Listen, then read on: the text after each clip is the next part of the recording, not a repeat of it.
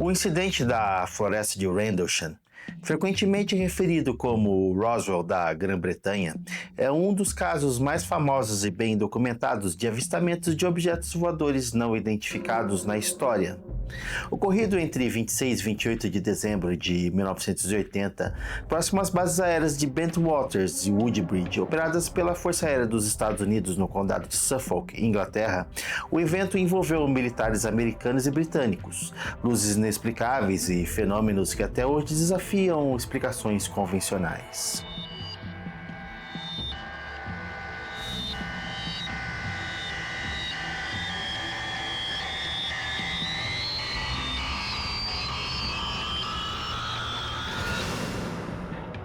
Vivemos em um mundo estranho, onde conspirações e mistérios existem logo abaixo da superfície da realidade que acreditamos conhecer. Se você tem curiosidade e deseja se aprofundar em assuntos como o sobrenatural, as conspirações, ufologia e o mais profundo de todos os abismos, o abismo escuro da mente humana, então você está no lugar certo. Bem-vindo ao Absonauta.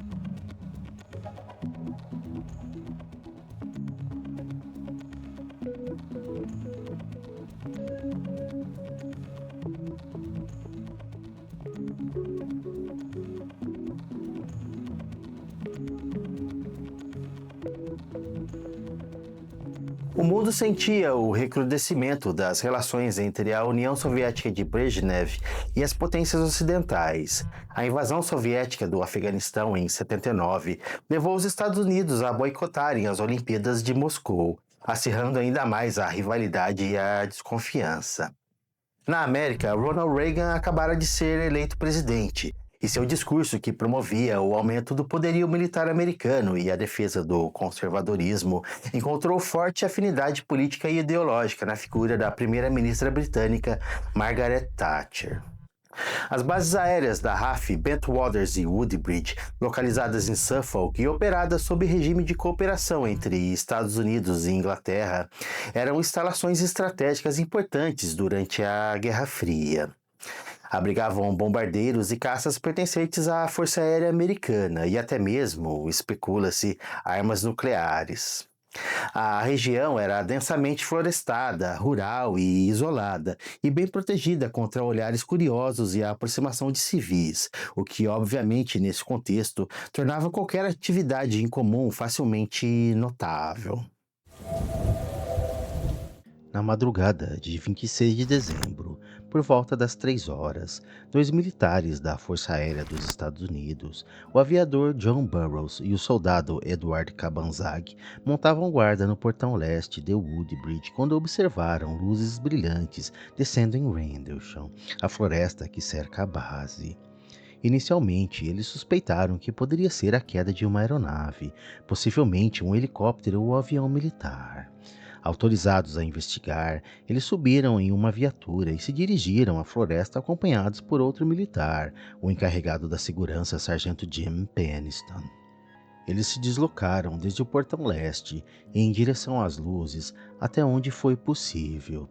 Quando a floresta se adensou, Peniston e Burroughs desceram e continuaram a pé, deixando Cabanzag de prontidão com o rádio no jipe. Os dois militares se embrenharam bosque adentro, seus coturnos fazendo a grama semi-congelada pela geada crepitar, suas respirações visíveis da atmosfera fria da madrugada escura.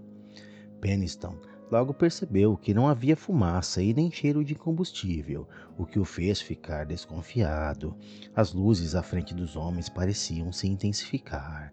Os tons mudavam entre o amarelo e o vermelho, lançando sombras profundas ao dançarem por entre os troncos maciços das árvores antigas da floresta. Intrigados, os homens prosseguiram. Logo alcançaram uma clareira. No centro dela, uma intensa luminosidade emanava, fria, fantasmagórica e enigmática. Aquilo não era, por nenhum padrão conhecido pelos soldados, uma manifestação comum. Peniston tentou o contato com Cabanzag pelo rádio, sem sucesso. O som que saiu do aparelho foi um ruidoso estalar de estática. As comunicações estavam cortadas por algum tipo estranho de interferência. O ar estava carregado de eletricidade. Peniston sentia os cabelos da nuca e os pelos do braço se eriçarem. Seus sentidos, afetados pelo fenômeno, ligaram o sinal de alerta, embora seu raciocínio permanecesse intacto, dominado pelo automatismo do treinamento militar. Ele então decidiu se aproximar. No meio da clareira, debaixo do céu escuro da madrugada estrelada, Jim Peniston descobriu que a origem daquelas luzes estranhas era um triângulo metálico com cerca de 3 metros de largura e de altura um pouco maior do que ele próprio, cerca de 2 metros. Aquilo parecia pairar a poucos centímetros do solo, já que ele não foi capaz de identificar nenhum tipo de trem de pouso sustentando o artefato. O objeto emitia uma luz branca intensa com tons avermelhados e azulados e parecia estar envolto em uma espécie de névoa ou campo de energia. Peniston se aproximou mais, circundou o objeto devagar, tentando capturar quaisquer detalhes que pudessem indicar do que se tratava aquela coisa. Sua curiosidade suplantava o medo e ele, então, se pôs a tirar fotos com a câmera que levava pendurada no pescoço. Foi então que percebeu, gravados na superfície da máquina, símbolos estranhos semelhantes a hieróglifos. Sacou um caderninho de notas e começou a descrever com riqueza de detalhes aquilo que estava à sua frente. Desenhou os símbolos, fez um croquis em 3 vistas e anotou suas percepções, como o fato de a coisa não emitir som algum, mas de alguma forma parecer estar em funcionamento. Não havia nenhum tipo de sistema propulsor aparente, sem hélices, turbinas ou motores, e o aspecto geral do material de que era construída a máquina se assemelhava à obsidiana. Ele tocou a superfície do objeto e sentiu que era quente e lisa. Não identificou lâmpadas instaladas nas laterais e concluiu que, de maneira bizarra, as luzes pareciam simplesmente fazer parte da carenagem. Elas pulsavam e estouravam como estrobos, rodeando toda a lateral e a parte de baixo. Era como se a máquina respirasse. Ele registrou ainda que aquilo parecia afetar o ambiente ao seu redor. Nas proximidades havia uma fazenda e os animais estavam agitados. Os sons que o gado e as aves emitiam eram de gelar a espinha.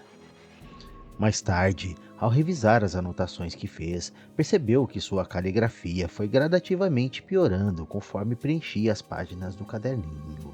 Atribuiu esse detalhe à intensa carga emocional que experimentou durante o contato. Após cerca de 45 minutos de observação próxima, o artefato passou a emitir um brilho mais intenso. Peniston e Burroughs se afastaram. A coisa se elevou do solo e começou a se mover silenciosamente por entre as árvores, ganhando altitude e então desapareceu numa velocidade que Peniston chamaria mais tarde de impossível. Os soldados perceberam que seus rádios, que sofreram interferência durante o evento, agora funcionavam. Já era próximo das 5 horas da manhã.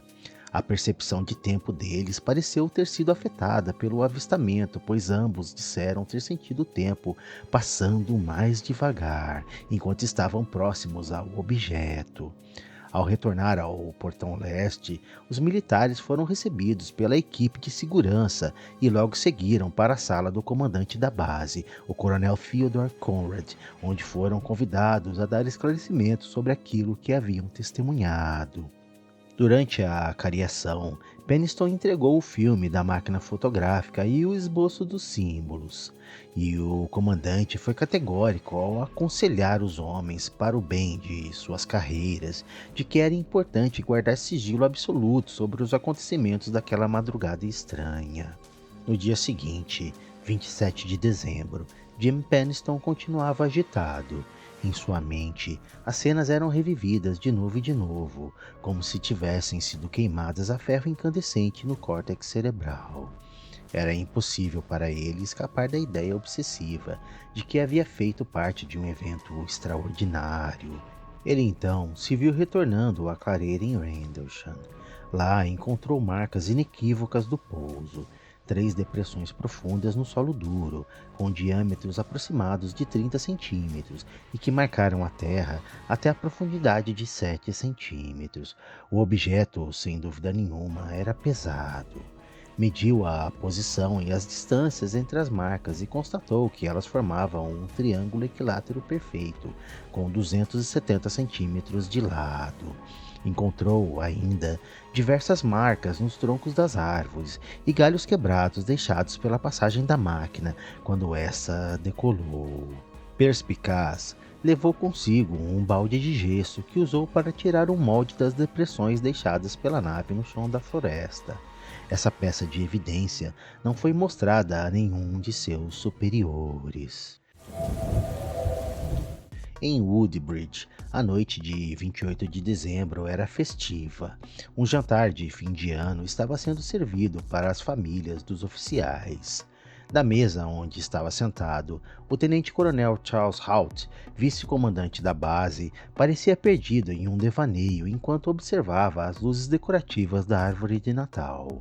Notou, com certa ironia, que o efeito luminoso do enfeite parecia zombar dos eventos recentemente ocorridos nas cercanias das instalações. De repente, um sussurro nervoso invadiu seus pensamentos. Ao seu lado, o tenente Bruce England, num misto de excitação e inquietação, gaguejou em seu ouvido. "Senhor, eles voltaram." Sem hesitação, o comandante abandonou os festejos e reuniu um pequeno grupo de homens de sua maior confiança. O próprio England, um oficial de preparação para desastres, um fotógrafo da base e mais alguns soldados. Seu objetivo era simples: esclarecer, de uma vez por todas, a natureza dessas luzes anômalas. Lá fora, eles se reuniram sob um céu negro, vasto e indiferente. O silêncio da floresta quebrado apenas, eventualmente, pela passagem do vento entre os pinheiros. Hout logo foi informado que os holofotes da base não funcionavam e que a luz invasora havia momentaneamente desaparecido. Seguiram, sem demora, para o ponto onde Jim Peniston havia tido seu contato na noite anterior, munidos de um medidor de radiação, lanternas, um binóculo com visão noturna e holofotes alimentados por gás, os chamados Lighthouse. Hout, sendo o homem prático e metódico, tinha aversão ao método primitivo de anotar, simplesmente odiava canetas. Levava consigo seu confiável gravador de microcassetes Lanier, enfiado no bolso da jaqueta. Na clareira, identificaram sem dificuldades que as marcas do solo ainda permaneciam bem visíveis, mesmo sob luz fraca. Com o medidor de radiação, registraram leituras que estavam desconcertantemente acima dos níveis naturais, um fato que desafiava explicações imediatas. Como homem de ciência e disciplina, Hout era um cético, inclinado a buscar explicações ancoradas no mundo físico. Olhou os arredores com calma e elaborou um pensamento que dividiu sem rodeios com seus homens. Teria Peniston e os outros, de alguma forma, confundido as luzes do farol de Orford Ness com algo menos prosaico? A conjectura permaneceu morna, suspensa no ar frio. Não houve tempo suficiente para ser assimilada pelos militares. O raciocínio foi interrompido quando England apontou para o leste, na direção de uma fazenda distante e do farol de Orford Ness. "Lá está, senhor", disse ele, e os olhos de todos seguiram seu gesto. Para além das sombras da floresta, O horizonte azulado era cerrado ao meio pelas silhuetas das copas dos pinheiros como dentes negros. A noite era calma e escura, e os poucos pontos de luz visíveis no firmamento, inequivocamente reconhecíveis como estrelas, estavam sendo ofuscados por uma bola de luz vermelha pulsante que se deslocava devagar, sem produzir nenhum som. Vinha na direção deles. O objeto, se é que podia ser chamado assim, movia-se erraticamente, ora pairando, ora deslocando-se com uma suavidade que desafiava qualquer aeronave conhecida. Conforme se aproximava, sua luz se tornava cada vez mais brilhante, um fogo vermelho como ferro incandescente, que machucava a vista se observado diretamente por muito tempo. Alguns homens recuaram, assustados pela presença daquilo que suas mentes treinadas pelo rigor militar não conseguiam compreender. Halt enfiou a mão no bolso da jaqueta, tirou o gravador e apertou o botão de gravar. 148, we're getting very strange sounds out of the farmers' barnyard animals. It's very, very active, making an awful lot of noise. There's a pigmentation. You just saw a light where? Where? Right in this position here, straight ahead, in between the there it is again. Watch, straight ahead off my flash right there. So there it is. Hey, I see it too. O orbe saiu do meio do bosque, lançando um brilho vermelho infernal sobre a clareira. Halt percebeu que a coisa não era uma esfera perfeita. Seu formato estava mais para ovoide. Era pouco maior que uma bola de basquete, e em seu centro uma mancha totalmente preta e perfeitamente redonda flutuava. Weird. It you make it move a little bit this way? Yes, it's right on has been. It's coming this way. It is definitely coming this way. Pieces of it are shooting off. There is no doubt about it. This is weird. De sua periferia, chispas ardentes eram expelidas, caindo feito lágrimas de sangue fervente sobre o chão frio da floresta. Ploft, ploft, ploft, era o som que a substância fazia ao bater no solo. Okay, we're looking at the thing. We're probably about 200 to 300 yards away. It looks like an eye winking at you. It's still moving from side to side. And when you put the stethoscope on it, it sort of has a hollow center, right? Dark center. It's like the people of an eye looking at you and winking. Se movia de um lado para o outro, ocasionalmente piscando, exatamente como um olho faz. Uma manifestação aterrorizante e, na falta de um termo mais adequado que a descrevesse, totalmente alienígena. Para o tenente-coronel Charles Halt, o tempo pareceu parar. A sensação que raptava seus sentidos era de que havia algo mais. Era um presságio difícil de articular, de que estavam sendo observados, como se a floresta e o céu formassem um palco onde eles eram, ao mesmo tempo, atores e espectadores. Estavam sendo mirados pelo fantasma de um ciclope gigante, filmados por aquele olho bizarro. Here he comes from the south. He's coming toward us now. Now we're observing what appears to be a beam coming down to the ground. This is unreal. De repente, a coisa se moveu, se afastou deles e começou a subir. O olho piscou várias vezes e uma coluna de luz sólida e fina acendeu aos pés de Halt, uma linha brilhante conectando a grama da clareira àquela pupila negra alienígena dançava bem na frente dele. O orbe então se afastou deles. Subiu muito rápido, descrevendo um arco que o levou em direção ao Woodbridge. Com um flash de luz muito brilhante, ele se partiu em 5 objetos menores que emitiam uma hipnótica luz branco-azulada. Pairando sobre os telhados da instalação, as luzes pareciam estar procurando algo. Cortavam o ar da madrugada fria, disparando seus lasers diretamente acima de onde os militares supunham estar os estoques secretos de armas táticas nucleares. Estupefatos, os homens apenas observavam sem reagir. A ação durou cerca de 1 hora e foi acompanhada por dezenas de testemunhas. We're turning around, heading back toward the base. The object to the south is still beaming down lights to the ground. Horas se passaram e o amanhecer começou a atingir o horizonte. As luzes desvaneceram, deixando apenas o silêncio da floresta e as marcas enigmáticas no solo.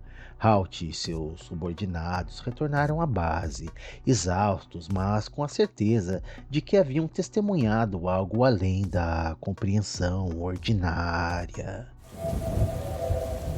Em 13 de janeiro de 81, Charles Halt redigiu um memorando ao Ministério da Defesa britânico, intitulado Luzes Inexplicáveis, detalhando os eventos com a precisão que sua formação exigia. Anexou a fita que mais tarde se tornaria conhecido como a Fita de Halt, um registro bruto de uma noite que desafiava a categorização. Ele afirmou ainda que aguardou por muito tempo por uma resposta acerca de seu memorando, mas nunca foi chamado por seus superiores para dar maiores esclarecimentos sobre os fatos que vivenciou. Em 83, no âmbito da Lei da Liberdade de Informação, esse memorando foi disponibilizado ao público americano. Um ano depois, em 84, uma cópia do áudio gravado por Halt na noite dos eventos foi vazada e caiu em mãos dos ufólogos. Não demorou muito e o caso ganhou notoriedade mundial. Peniston, Burroughs e Halt, após suas baixas no serviço militar, se tornaram figuras conhecidas, já que passaram a ser muito requisitados por estudiosos e entusiastas do fenômeno UFO. Por outro lado, em diversas ocasiões, o coronel Theodore Conrad deu declarações contrárias às de Halt e Peniston. Ele agiu de forma a descredibilizar os testemunhos de seus ex-subordinados. Em uma entrevista, ele afirmou ser vergonhoso que homens de armas que deveriam zelar pelos valores de suas antigas corporações estavam deliberadamente mentindo. Completou acusando as supostas testemunhas do caso de estarem conspirando para enganar os cidadãos britânicos e americanos, com a intenção de obter notoriedade fácil e vantagens financeiras. Um indício claro da política de acobertamento, muito provavelmente.